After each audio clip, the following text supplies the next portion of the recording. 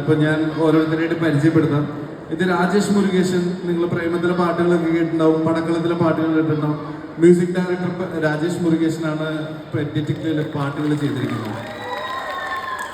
ഇത് പ്രണീഷ് വിജയൻ ഞങ്ങളുടെ ഡയറക്ടറാണ്. പെറ്റ് ഡിറ്റക്റ്റീവിന്റെ സംവിധായകനാണ്. അദ്ദേഹം തന്നെയാണ് എഴുതിയിരിക്കുന്നത്. അതിരി ജോന് നിങ്ങൾക്കറിയാം. കുറെ കണ്ട അതിരിക്ക് ഫാൻസ് എവിടെയുണ്ട്, എല്ലാ സ്ഥലത്തും ഉണ്ട്. അതിന് വിനയ അഭിനയിച്ച് കാണിക്കാണ്. ഓക്കെ, അപ്പൊ അതിരിയാണ് ആദ്യമായിട്ട് 5 പാട്ടുകൾ എഴുതിയിരിക്കുന്നത് ഈ സിനിമയില്. അതിവിടെ പാടാനുള്ള ഒരു പ്ലാനും ഉണ്ട്.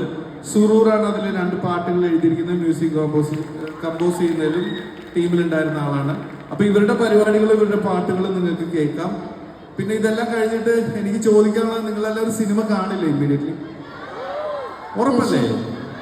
ഇതൊക്കെ വിശ്വസിച്ച് ഞാൻ പോകട്ടെ? ഉറപ്പാണോ? ഉറപ്പായിട്ടും.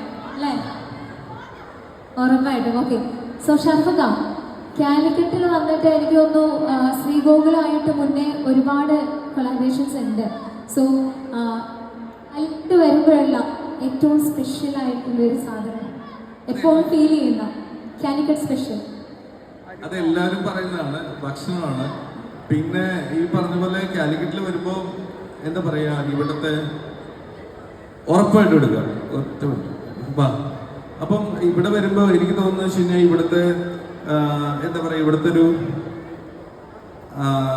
നമ്മളോടുള്ള സ്നേഹം, അല്ലെങ്കിൽ അവർ നമ്മളോട് കാണിക്കുന്ന എന്താ പറയാ ഒരു സ്വന്തം. ഇപ്പൊ ഞാൻ എറണാകുളത്തുള്ള ആളാണ്, പക്ഷെ അങ്ങനെയൊന്നുമില്ല. എല്ലാവർക്കും ഭയങ്കര സ്നേഹമാണ് എല്ലാവരും. അത് സ്വന്തം വീട്ടിലെ ആളെ പോലെ തന്നെയുള്ള ഒരു സ്നേഹമുണ്ട്. പിന്നെ എനിക്ക് തോന്നുന്നത് ഇവിടെ അങ്ങനെ ഒരു കാലിക്കറ്റിൽ വന്ന് എനിക്ക് അതിന് പ്രത്യേകിച്ച് അങ്ങനെ തോന്നിയിട്ടില്ല. ഇപ്പൊ ഞാൻ ഈ അടുത്ത് പറഞ്ഞ കാലിക്കറ്റിലൊക്കെ ഒരു സിനിമ ചെയ്തിട്ട് 4 വർഷമായി. എനിക്ക് തോന്നുന്നു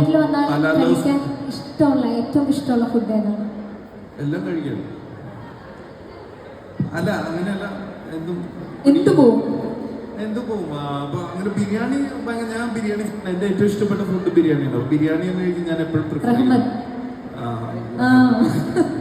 അഹമ്മദ് KBC കഴിക്കുന്നത്. ഓക്കെ, അമ്മ മെസ്സിൽ കഴിക്കാറുണ്ട്. ഇതിപ്പോ ഫുഡ് ബ്ലോഗറാണോ? അല്ലല്ലോ അല്ലേ? പരിപാടി മാറിപ്പോകുന്നതായിട്ട് എനിക്ക് തോന്നുന്നുണ്ട് ചെറുതായിട്ട്. ഞാനിവിടെ പെറ്റ് ഡിറ്റക്റ്റീവിന്റെ കാര്യം പറയട്ടെ എല്ലാവർക്കും. അപ്പൊ നിങ്ങള് പടം ഇതറിയാലോ അല്ലേ? ഇത് ഞാൻ പ്രൊഡ്യൂസ് ചെയ്ത സിനിമയാണ്. പക്ഷെ ഞാൻ പറയുന്നത് ഒരു വലിയ സെറ്റപ്പിലൊക്കെ തന്നെ ചെയ്തിരിക്കുന്ന സിനിമയാണ്. എന്റെ ബഡ്ജറ്റൊക്കെ ബിഗ് ബഡ്ജറ്റ് എന്ന് ശരിക്കും സാധാരണ രീതിയിൽ പറയും, ഞാൻ ആ വാക്ക് യൂസ് ചെയ്യാറില്ലെന്നുള്ളൂ. പക്ഷെ നിങ്ങൾ തിയേറ്ററിൽ പോയി കണ്ടു കഴിഞ്ഞാൽ ഇതുപോലൊരു സിനിമ നിങ്ങൾ അതിന് മുമ്പ് കണ്ടിട്ടുണ്ടാവില്ല. അതുപോലത്തെ ഒരു സ്റ്റൈൽ ഉള്ള സിനിമയാണ്. അതിന്റെ ടെക്നീഷ്യന്മാരാണെങ്കിലും അതിന്റെ ഒരു കഥയുടെ പറച്ചിലാണെങ്കിലും അതിന്റെ ആക്ടേഴ്സ് ആണെങ്കിലും എല്ലാവരും ഭയങ്കര നന്നായിട്ട് ചെയ്തിരിക്കുന്നതാണ്. അല്ല ഞാനുണ്ട്, പക്ഷെ അതല്ല, അല്ലാത്ത ആക്ടേഴ്സ് ഒരുപാട് പേരുണ്ട്, സർപ്രൈസുകളുണ്ട്, സസ്പെൻസുകളുണ്ട്. അപ്പൊ എല്ലാവരും ആ സിനിമ കാണാൻ ശ്രമിക്കുക. ഇതാണ് എനിക്ക് പറയാനുള്ളത്. ഇനി വേണമെന്നുണ്ടെങ്കിൽ സുറൂറിന്റെ ഒരു പാട്ട് പാടിക്കും. തീർച്ചയായിട്ടും അല്ലേ? സുറൂർ പാട്ട് പാടും, ഞങ്ങളോട് വെയിറ്റ് ചെയ്യും.